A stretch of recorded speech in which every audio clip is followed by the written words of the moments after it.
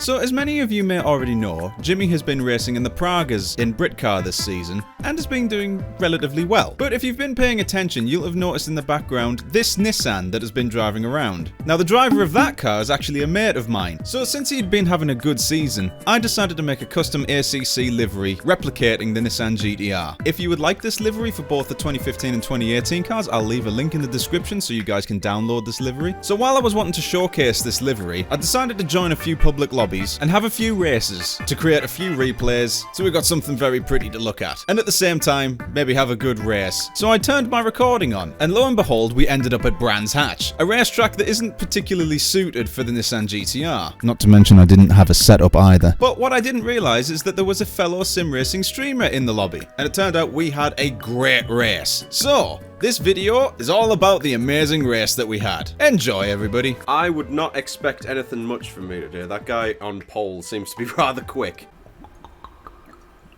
As I reach for my bottle of antifreeze. What is this, anyway? Blue Mist Lemonade. Start up front with me, Andy. You earned that spot. I would feel so safe with you behind me rather than Mr. Coyote. And that Porsche up ahead's gonna absolutely bolt it. So here we are making our way towards the start line. The advantage that we've got in the Nissan is that it's got a short first gear, so we get a really good launch. So let's skip to the start, and away we go. And we get a really good launch, so we immediately jump up beside the McLaren, but that means we have to go the long way around because he has the inside line. So we're side by side coming up the hill towards the hairpin, and he's still there, so I have to go the long way around, and he just edges ahead, but he has to take a tighter line, and I get a much better exit. So I get alongside him coming down at the Graham Hill curve, I think that's called, and I get him on the inside, pushing him a little bit wide, but not breaching track limits. McLaren, go away! Meanwhile, up ahead, Vorta is going a little bit wide, and he gets overtaken by the Aston Martin. Left side clear. Good work on the start, mate. This is great. Really, Jim? In what universe is that great?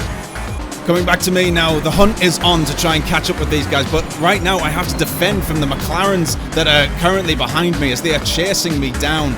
And I haven't got the agility that the McLarens have as we're coming through. I'm kind of holding these guys up a little bit, waiting for the car to warm up. But here we go, moving forward a little bit. The Porsche, driven by Vorta, is holding to the track really well as I come into the corner. And if you look into the background, the McLarens go wide and have a little bit of an accident, so that takes all the pressure off me, almost completing the first lap. So since I was distracted with defending, I didn't notice that the Aston Martin up ahead had gotten ahead. Oh, the Aston's got him!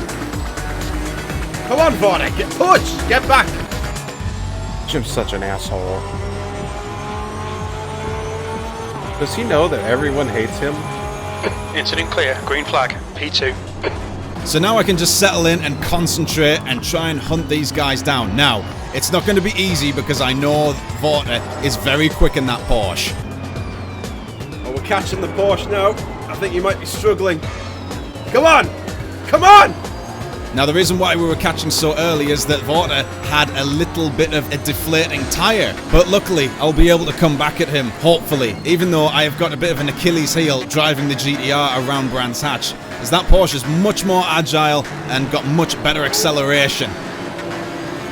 Bit squirrely on there, I've lost some time. Meanwhile with Vorta, we get some confusing crew chief announcements. The leader, Kano, is pitting. Kano is leading the race. Very little fuel left. Kano is in last place, Jim.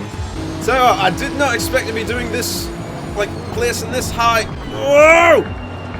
In this car. It's not made for around here. So my Nissan was getting very squirrely under the braking there as I almost lost it coming into the first corner. Now we are maintaining a decent pace and keeping up with the Porsche, but we're not gaining so much just yet. The Aston Martin up ahead though is just leaving us for dead a little bit. Yellow flag sector 3. The main focus now though is just to keep a consistent and clean pace. So it looks like if we don't make any mistakes, we're definitely on for a podium. That Aston is absolutely flying. Now, it was clear from me that the Porsche was struggling, and I did have a feeling it was down to the tyres, because the Porsche does wear its tyres quickly. Meanwhile, our streamer friend has also got the idea of clean, consistent and smooth, as he's already half a second on this lap alone, so he's started to gap me again, as he's managed to get some temperature and pressure back into those tyres. Meanwhile, behind, I'm still struggling with the lumpy, thick agility of the GTR. And when I say agility, it doesn't really have that. We're keeping with him though. He's not getting away from us. That Aston is kind of leaving us right now, but we're staying with that Porsche. Meanwhile, Vorta's crew chief offers some words of encouragement. This really isn't good enough. Come on, start concentrating, P2. Oh, you're so good, Jim. Now, skipping forward a few laps, we are maintaining the gap, but the gap is starting to grow. But as you'll see on this corner, Vorta goes very wide. He's wide, he's wide, he's wide. Let's go! And that allows me to reel him in son. on the straight. Now's our chance. Gotta try and keep close with him. At this point, Vorta's crew chief lets him know that I am gaining, and not slowly. The guy behind's reeling you in. The gap's now 0.5. At that point, I did make a little bit of a mistake, and the gap started growing again. I was starting to feel pressure and being a bit more inconsistent. But as you can see now, I'm almost on the bumper of the Porsche. But then it dawns on me that there is a problem with gaining too quickly on this racetrack. It's just occurred to me there isn't really any overtaking opportunities on this track. So now it is impeccable that we pressure him into making a mistake and leaving a gap on the one possible overtaking opportunity we have on this track. Come on, give me the suck. That's what I need. Ah! Sugar. Awful mistake coming into the first corner okay. as the car got very squirrely under braking yet again. But as you look now, we are gaining and the gap has shrunk right down. So we are going to apply the pressure. And we're going to apply it really hard. He's wide. Right, we're gaining on him. Now all we have to do now is just be consistent and clean. Come here. No doubt at this point Vorta is starting to feel a little bit of pressure from behind. As we go on board with Vorta, you can see the unmistakable shape of a Nissan GTR bearing down on him in his rear view mirror. Keeping an eye on the relative as well, it is shrinking down to 0.3 seconds. Okay, John, don't let this guy distract you. Oh, but do let this guy distract you. I am pushing this car to as far as it can go. Once again, this car is not suited for this track whatsoever. That Porsche is so quick round here. So is the Aston. I think the Aston is the king around this track. It's certainly not the Nissan. Right, are we close enough? Right, make him defend a bit. Oh, no. Unfortunately, we make a bit of a mistake and go wide onto the gravel as we're approaching back markers already. Left side, you're clear left. That makes me panic a little bit. However, the back markers on this race were being very good boys. Lost so much time. Sugar. Lost so much time due to that mistake. Now here we have a side-by-side comparison.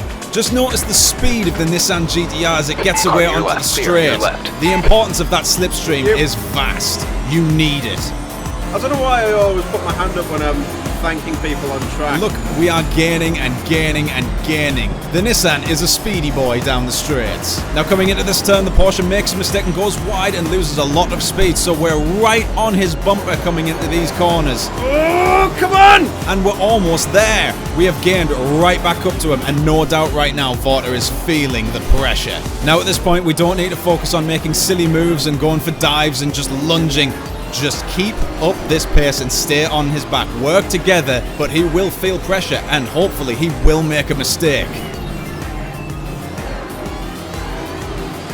As we go on board with Vorta right now, he's going defensive. The leader's just done it. 124.11. P2. But unfortunately for Vorta, he cuts into the corner too early and makes a mistake. I've got him. Which now allows me to get up onto the inside and gain sending it on the inside. Luckily for me, he left plenty of space, and we're respecting each other's space very well there. But now I've got to go defensive as he could come back at me. So I brake very early because I don't want to go straight off onto the grass straight away as he starts sending the good old flash beams. Now all I have to do is just keep it clean, keep a consistent pace, and bring home the silver. Is pitting. Riviero is now leading. Sector 3 is yellow. And then hopefully I will pull away.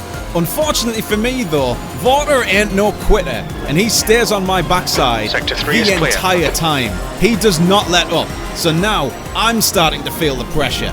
When you've got a more agile car bearing down on you on a twisty track like this, you better be brave and hold on for dear life. Just coming down into one of the final turns on the course, keeping it neat, cutting it in early, and keeping the power down and getting it done.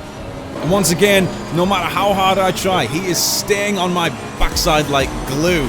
So it is impeccable and very important to just be patient and don't make any mistakes.